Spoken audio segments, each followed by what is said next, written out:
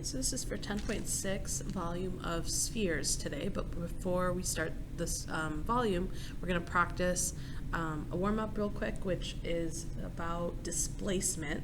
We have seen kind of this idea of displacement one other time earlier, like 2 days ago, and so we want to just make sure to practice this idea of what happens if you don't know the volume of some sort of object that's being placed, and it ends up changing or altering the volume of what's filled in. Look, we're going to look at these rectangular prisms with like something being dropped in and how it's going to change the level of the water as a result.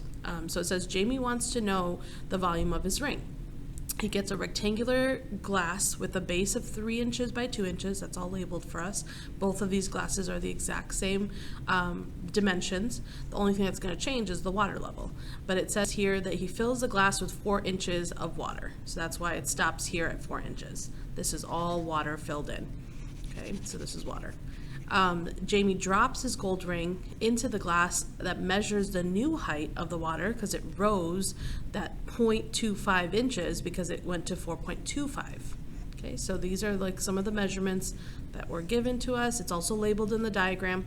We want to figure out the volume of Jamie's ring, even though we don't have any dimensions for it. We don't know what formula, things like that we'd want to use for it because it's not a specific solid just on its own. So it'd be like, you know, we don't know any of that. So we can actually figure out the volume of his ring just by looking for this idea of displacement.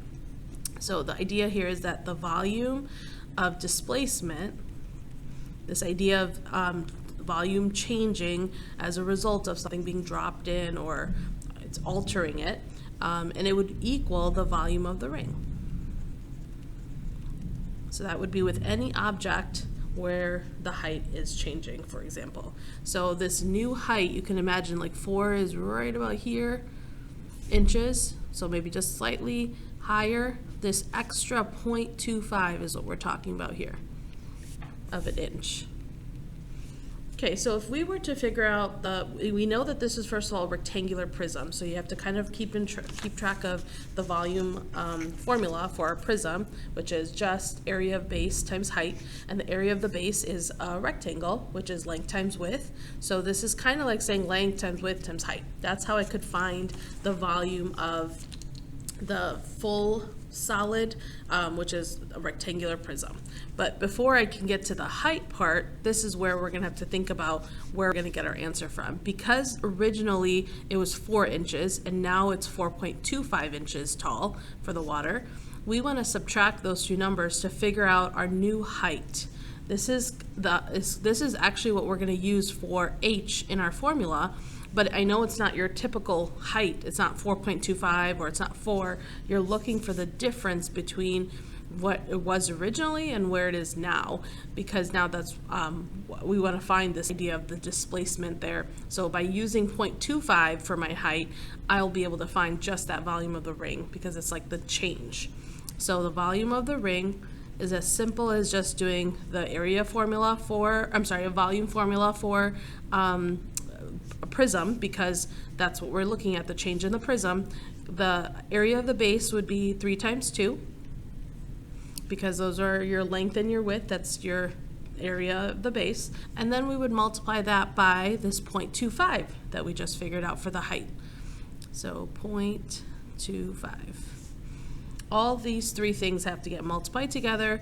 You could actually sneak a 0 in there. It'd be easier to see that that's a decimal 0.25. And this is all we have to multiply together to get the volume of that ring. So grab a calculator. You're typing in 3 times 2 times 0.25.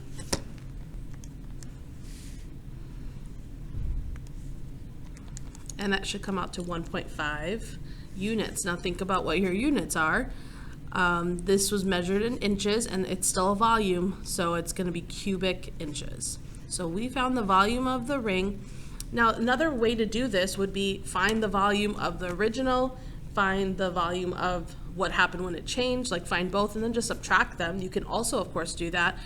It is a little more work because you are finding 2 volumes instead of just 1 and then having to subtract them. You'll still get 1.5 for that answer, 1.5 cubic inches.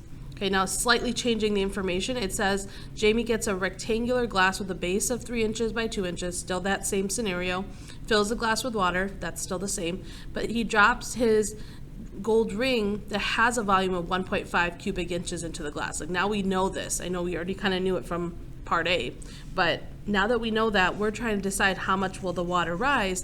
Now, I know the answer is going to be 0.25 because this is the same scenario. We're just kind of working backwards, but we want to make sure we can work either way. If they gave us the first problem or the second one, we should know how to handle it in each scenario.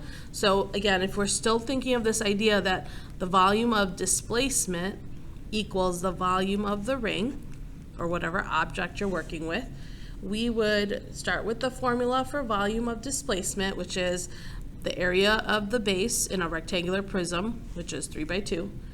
But since I wouldn't know this height, either of the heights essentially, you would just call this H, but the H is representing the water change, or the rise in the water. So I'll write that up here. H represents the water rise, how much the water is rising. So once we get an answer for that, we will know that that's in inches for how much the height changed. Okay, so then we know the volume of the ring now is 1.5, and then you're just solving this equation. So we know 3 times 2 is 6, and then divide it by 6. And you get the answer like we should have expected, 0.25 inches, because that was what we knew was the height in that first part of the problem, where now we kind of just reversed the unknown and changed to what we knew for the volume of the ring. Okay, so make sure you know how to do it both ways, where you're given the change. Now on this one, again, the top one, you could have just found both volumes and subtracted, but unfortunately on this one you can't even find both volumes because you don't know the height. You don't know the height of the original or the displaced one.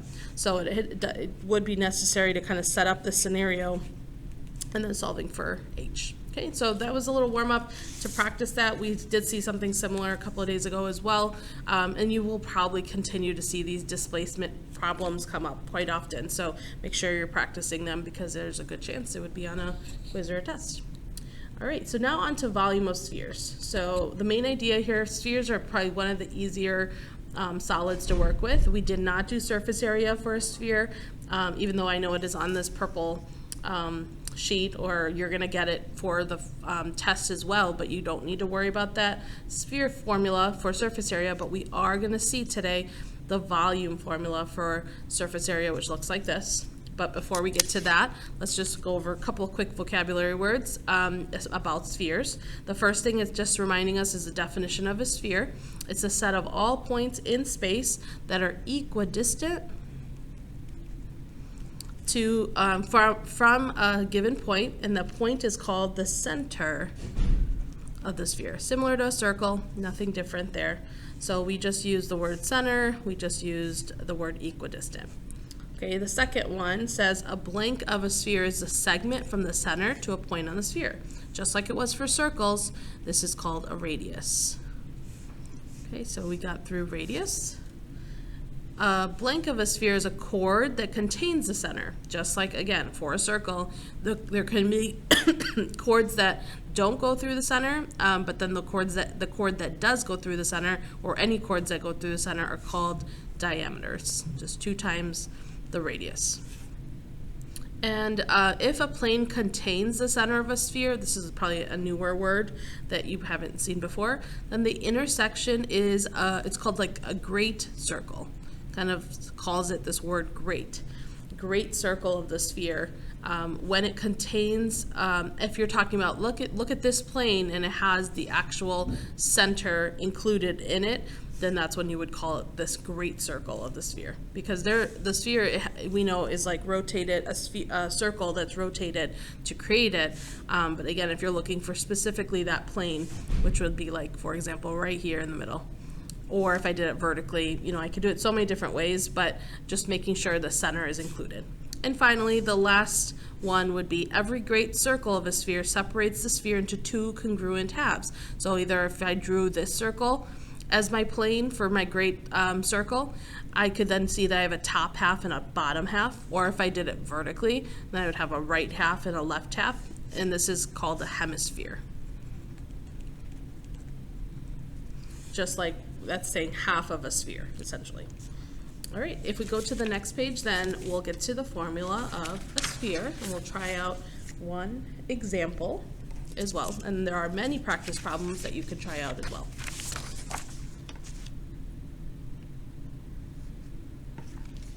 All right, so on to the volume of a sphere. Like I said, it's on that little slip as well. So we are now doing the volume one, which is 4/3 pi r cubed. There's only one variable that a volume of a sphere has, whereas I know the other solids usually had more than one. But because it deals with circles, we have the pi r cubed. It starts with the 4/3 and then the pi r. Now the reason this is cubed, not squared, is because volume is in 3 dimensions. When you're not doing surface area, we have to make sure that that's an actual cube and not a square. So this is the formula. Remember, you don't have to memorize them, but you have to know how to work with the formula, because they won't be they'll be provided to you, but they will not tell you what letter means what. So again, just to kind of reiterate here that this is a cubed, not a squared. It's a common mistake to use the wrong exponent there, and that's just going to be using the calculator to help us there. The only variable you have here is r, which is a radius.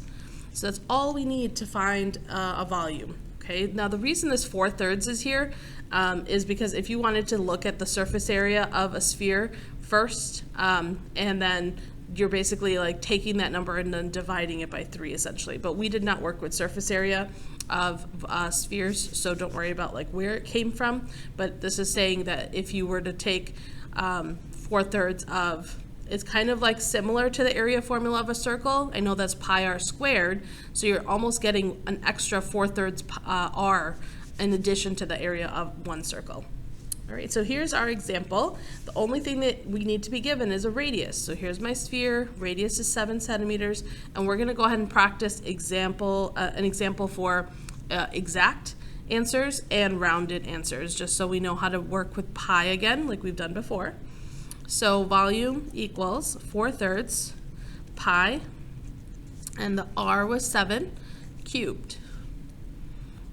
Okay, and so if I want to do an exact answer, which this one isn't the prettiest exact answer because of that 4/3, it makes it a little more complicated, but you're just taking 4/3, 4 divided by 3, and multiplying it by 7/3. Oops.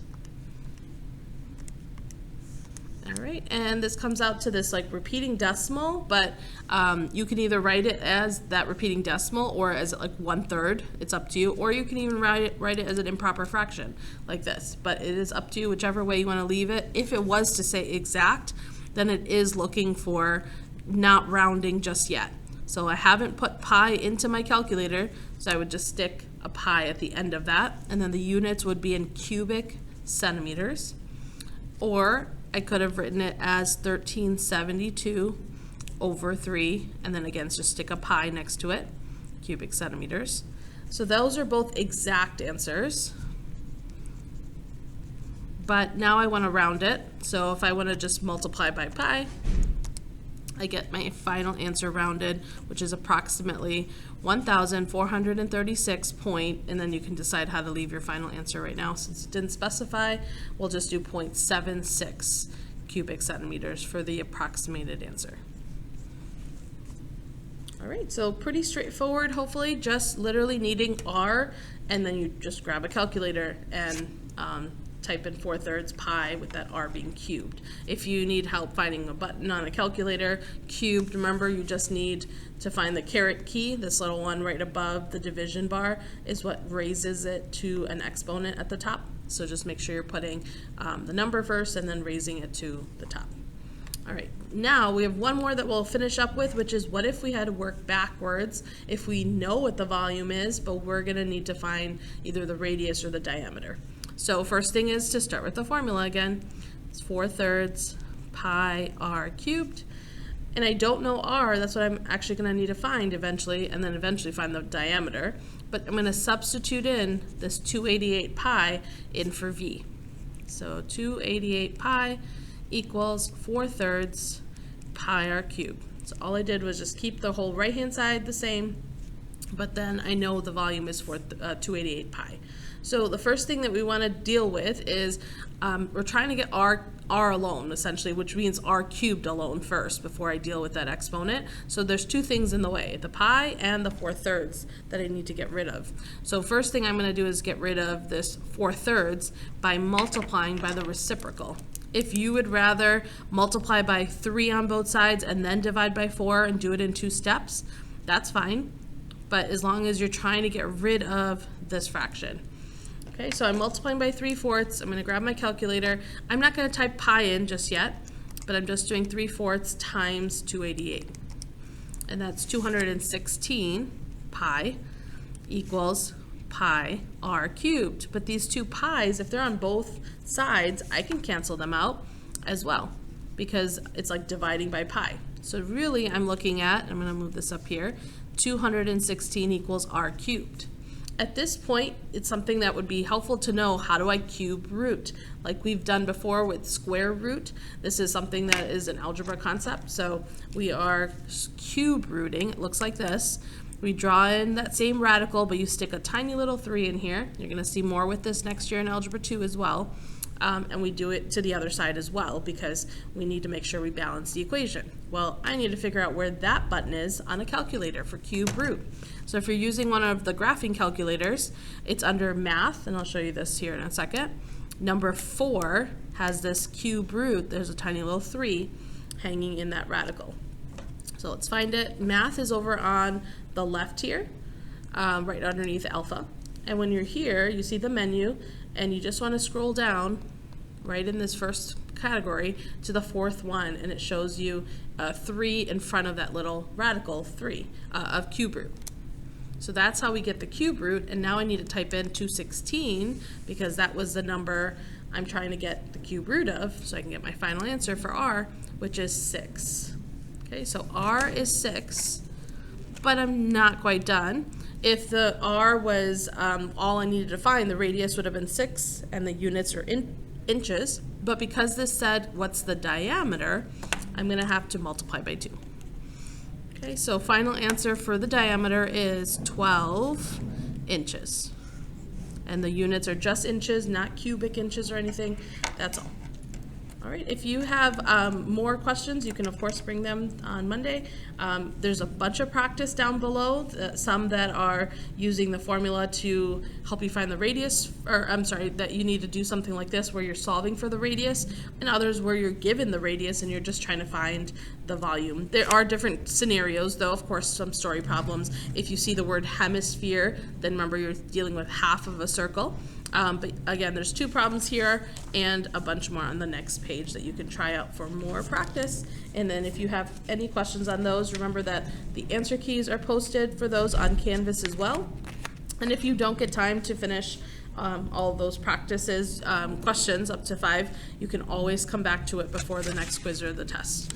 We'll make sure to go over any that you have questions on. All right, make sure you're working on 10.6 homework, which is in your homework packet for Monday.